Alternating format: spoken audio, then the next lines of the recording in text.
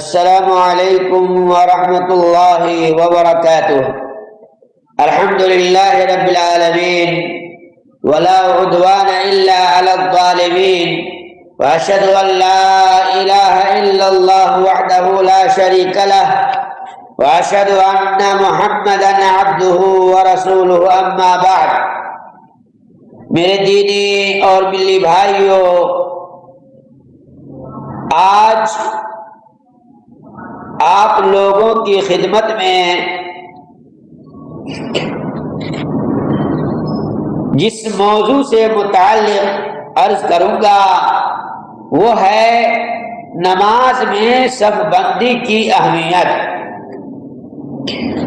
محترم سامعین و سامعات، اس موضوع سے متعلق چند نکات آپ کے سامنے رکھنے کی کوشش کروں گا۔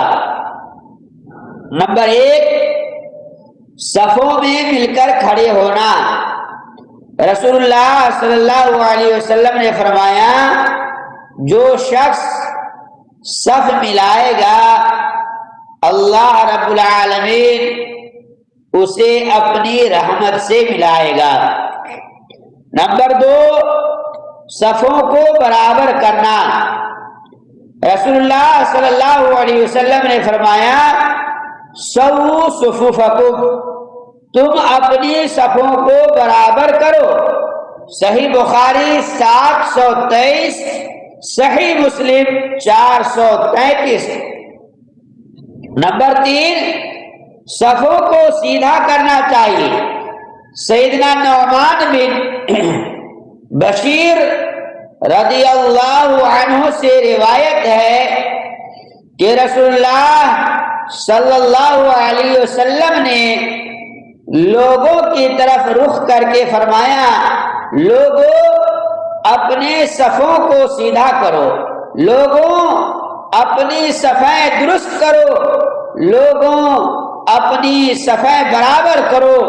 سنو، اگر تم نے صفیں سیدھی نہ کی تو اللہ تبارک و تعالی تمہارے دلوں میں اختلاف ڈال دے گا۔ پھر حالت تو یہ ہو گئی کہ ہر شخص اپنے ساتھی کے ٹخنے سے ٹخنا، گھٹنے سے گھٹنا اور کندھے سے کندھا چپکا دیتا تھا۔ صحیح بخاری 18۔ نمبر 4، صف کو ملاتے وقت ٹخنے سے ٹخنا، گھٹنے سے گھٹنا، کندھے سے کندھا ملا ہوا ہو۔ ابو داؤد 662، اور یہ حدیث صحیح ہے۔ میرے اسلامی بھائیوں اور بہنوں، سینے سے سینہ اور کندھے سے کندھا ساتھ والے مقتدی کے برابر ہونا چاہیے۔ ابو داؤد 664، وسندہ صحیح۔ اسے ابن خزیمہ 1551 اور ابن حبان 386 نے صحیح کہا ہے۔ گردنیں بھی ایک دوسرے کے برابر ہونی چاہیے۔ ابو داؤد 667، وسندہ صحیح۔ اسے ابن خزیمہ 1545 اور ابن حبان 387 نے صحیح کہا ہے۔ اور دوسرے ساتھی کے قدم سے قدم ملانا چاہیے۔ صحیح بخاری 725۔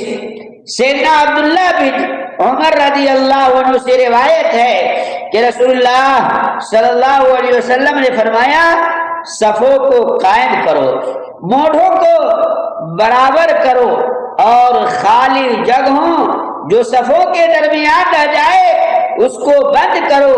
اپنے بھائیوں کے لیے، یعنی اپنے نمازی بھائیوں کے لیے نرم ہو جاؤ، اور شیطان کے لیے صفوں میں جگہ نہ چھوڑو۔ جو شخص صف ملائے گا اللہ تبارک و تعالی بھی اس کو اپنی رحمت سے ملائے گا، اور جو شخص صف کو کاٹے گا اللہ تبارک و تعالی بھی اس کو اپنی رحمت سے کاٹے گا۔ ابو داؤد 666 وسندہ حسن۔ اس حدیث کو ابن خزیمہ 1549، حاکم جلد نمبر 1 صفحہ نمبر 213 اور ذہبی نے اسے صحیح کہا ہے۔ نمبر 5، صف میں مل کر سیسہ پلائی ہوئی دیوار کی طرح کھڑا ہونا چاہیے۔ سیدنا انس رضی اللہ تعالیٰ عنہ سے روایت ہے کہ رسول اللہ صلی اللہ علیہ وسلم نے فرمایا، رسو صفوفکم، سیسہ پلائی ہوئی دیوار کی طرح اپنی صفوں کو ملاؤ۔ ابو داؤد 667 وہ سندہ صحیح۔ اس حدیث کو ابن خزیمہ 1545 اور ابن حبان 387 نے اسے صحیح کہا ہے۔ میرے اسلامی بھائیوں اور بہنوں، اگر صفوں میں خلا ہو تو وہاں شیطان سیاہ بکری کے بچے کی شکل اختیار کر کے داخل ہو جاتا ہے۔ ابو داؤد 667 اور اس حدیث کی جو سند ہے وہ صحیح ہے۔ اس حدیث کو ابن خزیمہ 1545 اور ابن حبان 387 نے اسے صحیح کہا ہے۔ عزیز ساتھیو، بعض لوگ کیا کرتے ہیں کہ صفوں میں ایک دوسرے سے ہٹ کر اس طرح کھڑے ہوتے ہیں کہ ہر دو آدمیوں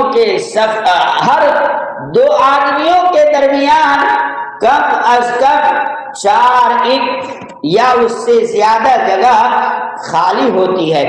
اس طریقے سے نہ تو نمازیوں کے کندھے ایک دوسرے سے ملتے ہیں اور نہ قدم، بلکہ ایک بکھری ہوئی ٹوٹی پھوٹی صف کا نظارہ ہوتا ہے،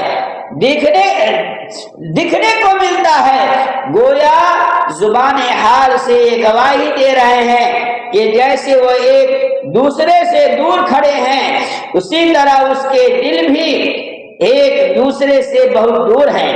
صفوں کے درمیان ایک دوسرے سے ہٹ کر کھڑے ہونے کا کوئی ثبوت قرآن و حدیث میں قطعا نہیں ہے۔ نمبر 6، صف کی دائیں جانب کھڑا ہونا زیادہ پسندیدہ عمل ہے۔ سیدنا برا بن عازب رضی اللہ تعالیٰ عنہ فرماتے ہیں، جب ہم رسول اللہ صلی اللہ علیہ وسلم کے پیچھے نماز کے لیے کھڑے ہوتے تو آپ صلی اللہ علیہ وسلم کی داہنی جانب کھڑا ہونا پسند کرتے تھے۔ صحیح مسلم 9709۔ صحیح ابن خزیمہ میں یہ الفاظ بھی ہیں، لِأَنَّهُ كَانَ يَبْدَأُ بِالسَّلَامِ عَنْ يَمِينِهِ۔ ہم رسول اللہ صلی اللہ علیہ وسلم کی دائیں طرف کھڑا ہونا اس لیے زیادہ پسند کرتے تھے کیونکہ آپ صلی اللہ علیہ وسلم سلام پہلے دائیں طرف کہتے تھے۔ حدیث نمبر 564۔ نمبر 7، صفوں کی ترتیب۔ ظاہر سی بات ہے، نماز میں صفوں کو درست کرنا، صفوں کو مکمل کرنا ضروری ہے۔ سیدنا انس رضی اللہ تعالیٰ عنہ سے روایت ہے کہ رسول اللہ صلی اللہ علیہ وسلم نے فرمایا، پہلے صف کو پورا کرو، پھر اس کو جو پہلی کے نزدیک ہے یعنی دوسری صف، اسی طرح سے تیسری صف۔ ابو داؤد 671 اور یہ حدیث صحیح ہے۔